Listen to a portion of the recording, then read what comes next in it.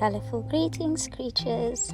Today I'm making a rice water for my herons, and I use long grain white basmati rice, just normal rice. And I take that and I add it to some clean spring water, fresh water, whatever. Some people say you should definitely rinse the rice before you start doing this part. I didn't do it this day because I think my rice is fine. It doesn't have like dirt particles. But then once it's in the rice, you want to really just start rubbing it like this to get all of that starch off and all of the goodness of the rice. And you're literally just going to do this for like 10, 15, even 20 minutes, like until the water goes completely opaque.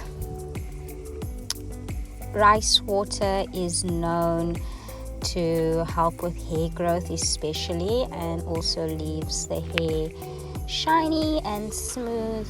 And you can read the caption for details and links to other videos about all the great benefits of rice water for hair.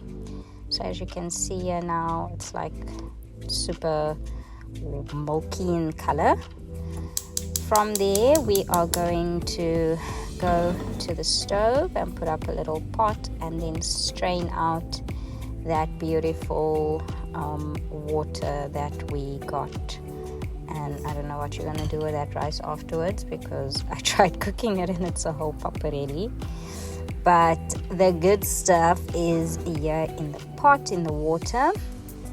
So you want to bring that to a slight simmer, boil type of thing. And I added in some grapefruit peel and rosemary. Both of these for a specific reason. I will share a post in the comments, in the description, about why I use those. Alrighty, this is what it looks like. You can check me out on Instagram to see how I use this. Also on TikTok. Smooches.